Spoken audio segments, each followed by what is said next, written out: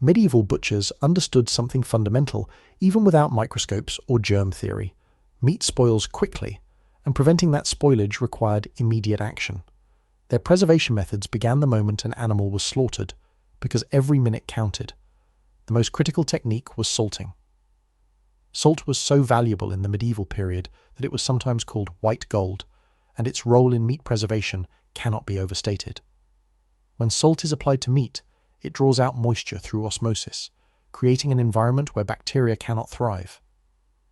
Medieval butchers would rub coarse salt directly into cuts of meat, working it into every surface. For larger pieces, they would pack the meat entirely in salt, creating a dry cure that could preserve beef or pork for months. The salt used wasn't the refined table salt we know today.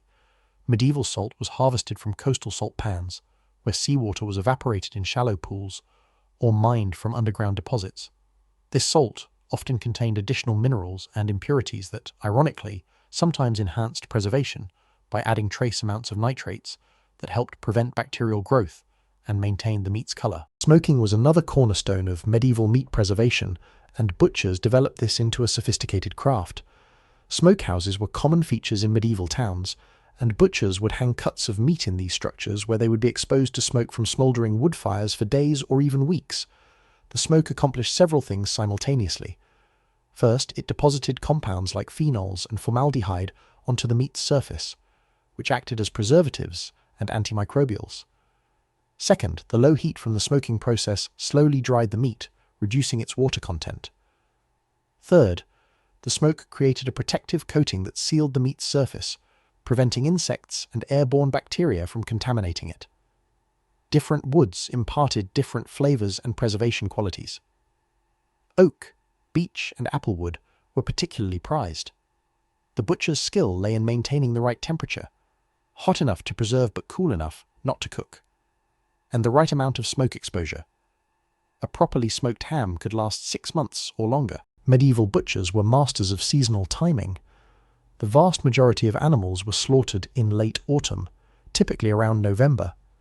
This timing wasn't arbitrary. It was based on practical necessity and environmental conditions. By late autumn, animals had fattened up on summer grazing, making them ideal for slaughter. Simultaneously, the arrival of cold weather meant that meat would spoil more slowly, giving butchers critical extra time to process and preserve it. November's chill acted as nature's refrigerator, allowing butchers to work with fresh meat without the immediate threat of rapid decomposition. This seasonal slaughter created the tradition of Martinmas around November 11th, which became associated with feasting on fresh meat before the preserved provisions of winter. The animals that weren't slaughtered were the breeding stock kept through winter. But feeding animals through the cold months required stored fodder, which was expensive and labor-intensive. Therefore, most animals were slaughtered and their meat preserved for the months ahead. In addition to salting and smoking, medieval butchers used air-drying techniques that are still employed today in products like Italian prosciutto or Spanish jamon. Certain cuts, particularly from pork, would be salted and then hung in cool, dry, well-ventilated spaces. The key was controlling humidity and temperature. Butchers would use attics, specialized drying rooms, or even caves where conditions remained relatively stable. As the meat dried, moisture evaporated from its surface, concentrating flavors and creating an increasingly inhospitable environment for spoilage organisms. The salt worked its way deeper into the meat over time, while beneficial molds might form on the surface, creating an additional protective layer. These air-cured products could last for years if properly maintained. The slow transformation of the meat through enzymatic breakdown actually improved its flavor and texture, turning preservation from a mere necessity into a culinary art. Not all meat was preserved for long-term storage. In fact, medieval butchers operated on a system where much of their product was sold fresh within hours of slaughter. This required a well-organized infrastructure. In larger towns and cities, butchers would slaughter animals in the early morning hours and have the meat available at market by mid-morning. Customers knew to shop early for the freshest cuts. What didn't sell by midday might be sold at a discount by evening, and anything left over would either be preserved immediately or, if spoilage had begun, discarded or used for purposes like animal feed. Medieval market regulations were surprisingly strict about meat quality. Butchers could face heavy fines, public shaming, or even banishment for selling spoiled meat. Market inspectors would check for signs of disease or spoilage, and butchers developed reputations based on the quality and freshness of their products. Sausage making was perhaps the medieval butcher's most versatile preservation technique. By grinding meat, mixing it with salt, spices, and sometimes grain fillers, and stuffing it into casings made from animal intestines, butchers could preserve smaller scraps and organ meats that wouldn't keep well on their own. The salt and spices in sausages weren't just for flavour. They were crucial preservatives.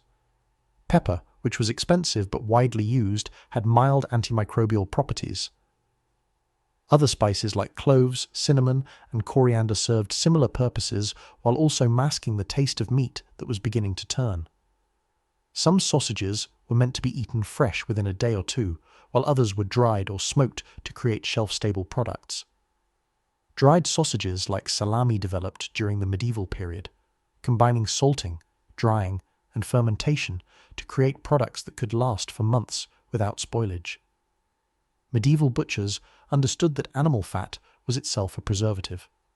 The French technique of confit, where meat is cooked slowly in its own fat and then stored submerged in that fat, was practiced in various forms throughout medieval Europe.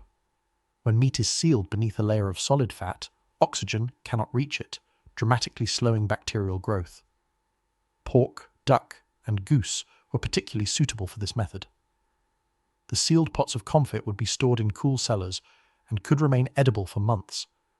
When needed, the cook would simply scrape away the fat layer, remove the required portion of meat, and reseal the remainder. While medieval butchers didn't have refrigerators, they did use cold storage when available. In winter, some butchers would pack meat in snow or ice and store it in deep cellars or ice houses, structures specifically designed to preserve ice harvested from frozen lakes and rivers. Ice houses were more common among the wealthy and in monasteries, which had the resources to build and maintain them. These structures were typically built partially underground with thick insulated walls. Ice packed in straw or sawdust could sometimes last from winter well into summer, providing a form of refrigeration for valuable meat products. Medieval butchers were practical chemists who understood preservation through observation and experience rather than scientific theory.